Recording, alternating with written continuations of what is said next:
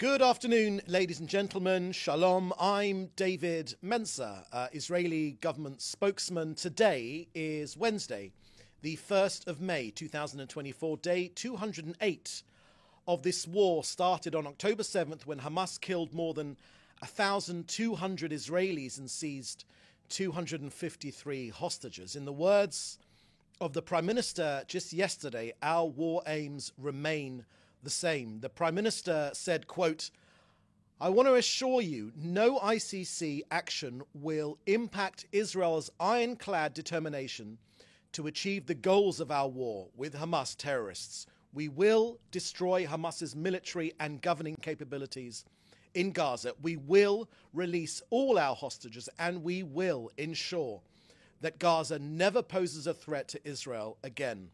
End quote. I want to draw your attention to three important issues today. The first one is on the International Criminal Court in The Hague's attempt to prevent Israel from defending itself against terrorism. The Prime Minister said yesterday evening in some strong remarks, I won't repeat them all here today as the words and the video are available on the government's website, but I will share with you a few of the most salient points. Firstly, and I quote, international bodies like the ICC arose in the wake of the Holocaust committed against the Jewish people. They were set up to prevent such horrors, to prevent future genocides. Yet now, the International Court is trying to put Israel in the dock. It's trying to put us in the dock as we defend ourselves against genocidal terrorists and regimes. Iran, of course, that openly works to destroy the one and only Jewish state, end quote. The second quote from the Prime Minister is, quote, it will also be the first time that a democratic country fighting for its life according to the rules of war is itself accused of war crimes, end quote. And the last quote I wanted to share with you from the Prime Minister is, quote, 6 months after the terrible Hamas massacre of October 7th, 80 years after the horrors of the Holocaust, the Jewish state calls on decent people everywhere to reject this outrage by the ICC, to stand with Israel as we fight the barbarians of Hamas and Iran and as we work to secure a more peaceful world. Next, on the visit of US Secretary of State Antony Blinken, this morning he met with our President Herzog and later he met with the Prime Minister and other ministers and officials. Israel remains very grateful for his strong support re the immediate return of the hostages and, of course, the moral clarity in defeating Hamas. Next, on to COGAT, which coordinates the entry of aid into Gaza. The amount of humanitarian aid going into Gaza has significantly increased and continues to increase, as it will do in the coming days. US Secretary of State Blinken will see this for himself while he's here in Israel. Yesterday, 351 aid trucks went into Gaza, 211 pallets containing tens of thousands of meals were airdropped over northern Gaza, and 107 food aid trucks went to northern Gaza, 86 with the private sector and 21 with the World Food Programme. The issue has never been about getting aid into Gaza, but about getting aid around Gaza before being stolen by Hamas. So, more food and aid enters Gaza every single day. The quantities amount to around 80% more food. That's 80% more food compared to what was imported into Gaza before the October 7th. So there's been more than 26,000 trucks worth of aid which have gone into Gaza. That's more than 480,000 tons of aid. Food, water, medical supplies. There is no restriction on medical supplies whatsoever. And of course, shelter. The humanitarian aid arrives at Gaza by sea, by air, and by land. So that's the end of our briefing today. I will now take your questions, which you should put in the chat together with your news outlet. Thank you very much. This is Dan Williams from Reuters. Has the Israeli delegation gone, or when it will go, to Cairo to hear Hamas's response to the trust proposal? Thank you for that question. So, of course, getting the hostages out of the clutches of Hamas, where they've been languishing for almost 210 days now, is, of course, a very important priority of our government and of all of our people. I won't be able to discuss with you and to share with you the movements of our negotiators and the Israeli team. Needless to say, this is extremely important to us. We are doing our utmost. We're doing our utmost to ensure that we get all of our hostages back.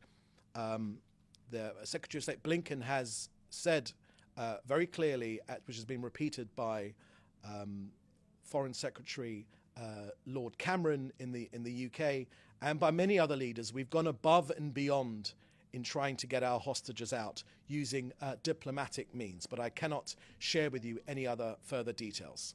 Thank you. Next questions. Just a little bit louder, please. Is Israel closer to normalization with Saudi Arabia? Thank you for that question, Dan Williams. Is Israel closer to a negotiation, to a deal with Saudi Arabia? Again, these are fairly sensitive discussions. What I can say to you is that the Saudis have made clear of their willingness to normalize relationships with Israel, and Israel has also done the same thing and expressed our willingness to normalize relations with Saudi Arabia.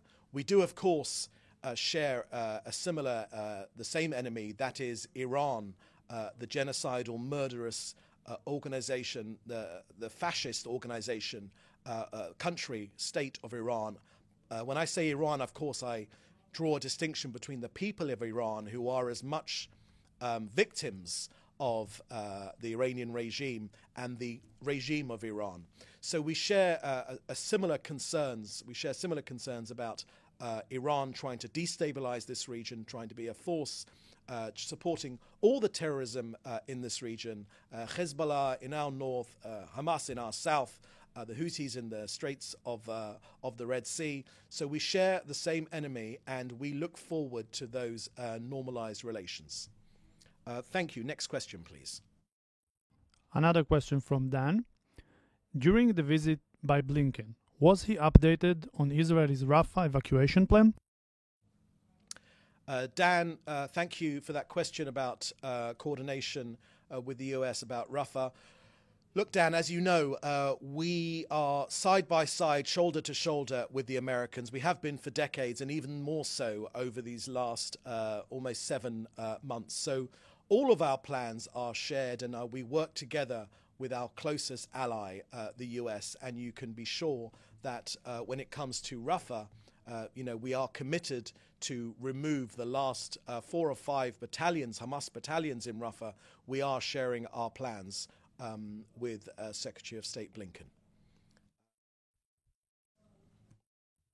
Last question from Dan Williams, Reuters. Will Israel give its retired Patriot air defense system to Ukraine? Thank you for that question, Dan. I've got nothing to add on that whatsoever. I would suggest that you contact the Defense Ministry here to get some clarity on that one. Next question, please. Lior Soroka, Washington Post. Can David comment on the report in Walla that Netanyahu told Blinken that if Hamas continues to demand an end of the war, there will be no deal for the release of hostages, and Israel would launch an operation in Rafa? Thank you for that question, Lior. The Prime Minister has made extremely clear, as I did in this briefing just a moment ago, our intentions for this war. They are threefold, and we mean every single one of them. The first one is to destroy Hamas, both politically and militarily. The second one is to release our hostages, and the third one is, of course, to ensure that Hamas and Gaza never again can form a threat to us, to our country, or to any civilized country. The points you make are of no surprise to us whatsoever, but we are, of course, extremely determined to remove Hamas. We no longer are able to live next to this genocidal, murderous organization, and we will take them down. We've already taken down 18 or 19 of their battalions. There are 4 or 5 left in Rafa. I would remind you that the last 2 hostages which were rescued from Gaza were rescued from Rafa. Our special forces removed them in an extremely daring operation from Rafa. So we know that the terrorists are there, the last 4 or 5 battalions. We're going to get civilians out of harm's way, as we've done in the past. We've already secured shelter for them. There is more and more aid going in. Our battle, of course, is not with ordinary Gazans. It is with the genocidal, murderous army of Hamas, and they will be defeated. Thank you. Next question, please. Next question from Frederick Eager, Interplanetary Television. Why has the relocation of the Gazans currently in Rafah has not yet started? And what measures Israel took to ensure no Hamas operations will relocate with civilian Gazans hiding as civilians among Gazans when the relocation will be underway? Thank you, Fred, for that question. So that's an operational question, which obviously I won't be sharing in this public forum. Needless to say, on the second part of your question about Hamas terrorists hiding amongst civilians, we are, of course, well aware of Hamas's strategies. Not only do they hide amongst civilians, they fight from civilian areas, from schools, from hospitals, from mosques, and we are well aware of this possibility, and we are ready for it. Next question, please. Lauren Fryer, NPR. Secretary of State Blinken personally visited Jordanian aid convoys headed to Erez crossing and waved them off to their journey. Jordanian officials say the Israeli government then shared the convoys' route with settlers. Some of those convoys have now been attacked by settlers. Do you have comment on this? Is the IDF protecting these convoys? Thank you for that question, Lauren. This is the first I've heard of that, of what you're describing there, but I must say it sounds extremely unlikely. We, the Israeli government, are working extremely hard to get as much aid into Gaza as possible. It's our battle is not with ordinary Gazans. Our battle is with Hamas. We have no interest in causing them any further harm. So we're trying to get as much aid into Gaza as is possible, as has been evidenced by the lengths we have gone, opening more crossing points, opening up Ashdod port, working together with US Central Command to build this pier for ship-to-shore deliveries of aid, increasing the number of airdrops into Gaza, getting more aid into northern Gaza. Pictures will show and evidence bustling markets in the north and the south. So, you know, we're trying to get as much aid into Gaza as we possibly can. So those reports, which is the first I've heard of it, sound extremely unlikely to me. Next question, please. Joel Pollack, Breitbart News. Can you comment on the timing of the State Department accusing 5 IDF units of human rights abuses in the middle of war against terrorists? Will the Israeli government raise that with Secretary of State Antony Blinken? Thank you for that question, Joel. Israel has extremely robust disciplinary apparatuses in place already for all of its armed forces.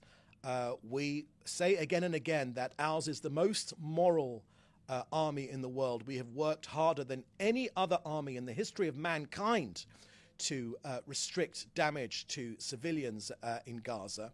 Of course, Hamas do the precise opposite. They're trying to maximize civilian casualties. We've worked extremely hard to minimize civilian casualties. We believe here in Israel that where there are any issues regarding rule breaking by anyone, be they in the IDF or whatever, that we have the apparatuses, we have the systems in place already to provide any sort of disciplinary action that is needed. And we have proved that again and again and again.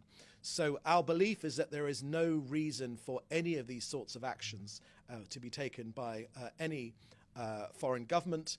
But I'm sure in the discussions between Secretary of State Blinken and Israel, we have an extremely close relationship with Americans. We're working hand in hand. We share the same objectives. It's very important because I think people like to talk about where there are differences. In this 7-month conflict, I think what is remarkable is that we share the same objectives of ridding this whole region of Hamas and Islamic fundamentalism, because we know it's the enemy of coexistence, we know it's the enemy of peace, and we know that they want to destroy Israel. And they also say, when Hamas are asked, they always say the same thing. They say they want to do October the 7th again and again and again. And the thing is, Joel, we believe them when they say that. We really do believe them, and we are going to stop them doing, which is why that defeating Hamas is in our 3 objectives of this war. Thank you. Next question, please. Jim Williams, Zenger International News Service, Washington, D.C. David, good afternoon. Much has been made of the humanitarian aid going into Gaza. Yesterday I spoke with charitable group Meir Panim. They are producing 20,000 more meals a day than normal to feed members of the IDF and displaced Israel. Why is Israel not getting humanitarian aid? Thank you, Jim, for that question. So around 60,000 Israelis have been displaced from their homes in the north, and it's been extremely disruptive for them. The Prime Minister constantly refers to this, particularly in the north and in the south. 60,000 in the north and 60,000 from the south. We take their well-being extremely, extremely seriously. We have put them into temporary accommodation, apartments, hotels, but these people need to be brought back home. And I'm aware of Meir Panim's excellent work. I'm extremely well aware of them, and I know that they do extremely important work in providing meals for the needy here in Israel, no matter what their religion, no matter what their background, feeding poor Israelis, underprivileged Israelis. They do very, very important work, and they continue to do that throughout this conflict. So I'm very happy to pay tribute to the work of Meir Panim, because I know what important work they do. Next question, please. Hannah Julian, The Jewish Press. Hezbollah has said it does not plan to move beyond the Litani. Is Israel closer to closing the window for diplomatic resolution to the security situation in the north and returning the residents? Thank you, Hannah. As you know, we have 60,000 displaced people in our north. We know that Hezbollah, which is, of course, an Iranian proxy, have fired many drones, rockets, and other projectiles towards us. They've caused damage, and we have also, I think, cleaned out, eliminated much of the leadership of Hezbollah in southern Lebanon. Now, look, we've said this very clearly, that we don't want another conflict on our northern border, more than the conflict which is there already. We have no interest in opening up a second front with Hezbollah, but the UN resolutions are extremely clear. They call for Hezbollah and their forces to be pushed behind the Litani River. We want that to happen diplomatically, but if it does not happen, then Hamas should look very carefully at what happened in Gaza. We are no longer willing, in our south, in our north, or anywhere else in this country, to live next to genocidal, murderous organizations. They will be pushed back. They will be pushed back if a diplomatic resolution is not found. Next question, please. Henriette Chucker, Reuters. Can you confirm reports that the Prime Minister's office held an emergency discussion in recent weeks on the prospect of the ICC issuing arrest warrants against Israel officials? Thank you, Henrietta, for that question. I haven't got anything more to add. The Prime Minister made his comments yesterday crystal clear. And I think for those comments, he's had the backing certainly from the US, from Jake Sullivan in the US, as well as from Foreign Secretary in the UK, Lord Cameron. So I haven't got anything more to those questions. The Prime Minister has made this country's thoughts on any attempt to tie the hands of this country from fighting down, from facing down a genocidal terrorist organization. We've made our points extremely clear. You can get the Prime Minister's comments on the government's website. There's a video there as well. All the information you need to know is right there. Next question, please. Another question from Henriette Chucker, Reuters. Any official comment on the UN investigation into accusations against UNRWA closing one case and suspending others due to lack of evidence? So thank you very much for that question, Henrietta, about the UNRWA-Hamas link, which you're right, it was downplayed in the recent Colonna report at the UN. Look, just to repeat again, UNRWA employees took part in the October 7th massacre. 500 of UNRWA's employees in Gaza actually serve in the military ranks of Hamas and other terror organizations. At least 18 school principals in Gaza are members of Hamas's military wing. Over 30 UNRWA facilities in Gaza have been found to contain terror infrastructure such as tunnel shafts. You know, for heaven's sake, a Hamas server farm was found directly under the UNRWA headquarters. It's not a case of a few rotten apples, Henrietta. It's a huge, rotten Hamas orchard. UNRWA, you know, like the UN itself, it doesn't even regard Hamas as a terrorist organization. You know, this is not the same for ISIS and Al-Qaeda, who are regarded as terrorist organizations.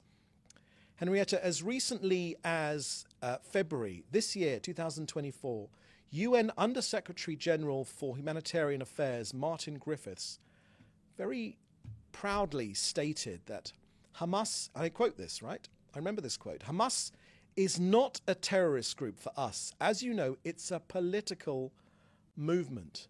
You know, we have shared all this information with the United Nations. We did give a lot of details, and it, I think, just further makes the point that this is an organization, when even presented with this organization, just with all this evidence, just seeks to tweak around the edges, saying it's a few bad apples. It's not a few bad apples. It's just another reason why this organization can no longer be trusted, and alternative arrangements, like, for instance, the World Food Programme, which are moving more aid around Gaza than UNRWA are, why UNRWA cannot be reformed.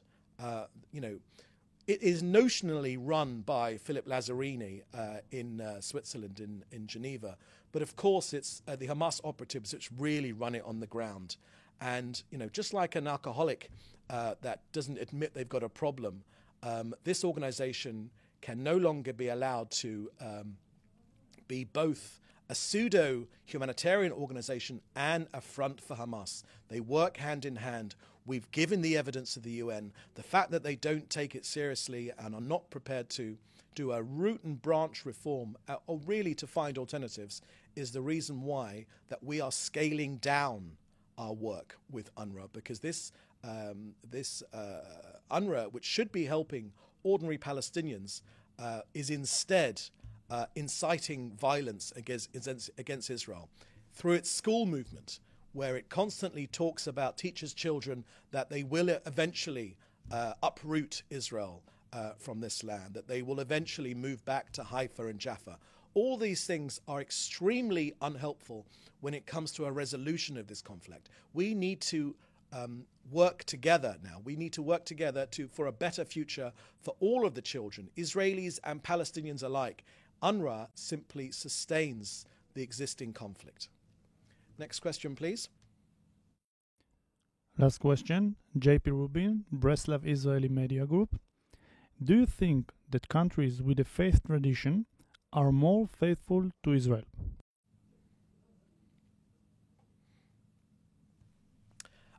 Thank you for that question, Mr. Rubin. So the Jewish heritage of this country is, of course, extremely important. One of the problems that we have in terms of resolving this conflict is that our enemies, the people that refuse to make peace with Israel, refuse to admit that this is the one and only Jewish state, and to accept the validity of that state. Yes, of course, there are, I think, 49 Muslim majority countries. There are more than 100 Christian majority countries. There is only one Jewish state, and our heritage and our faith, Philippe, are extremely important to us, and are a key part of what sustains us, even during these very, very difficult times which we're facing right now. Any other questions? No more questions. No more questions. Great. So thank you very much for joining us today. We've got the next press conference tomorrow, and we'll share details of that with you. Thank you very much. Bye-bye.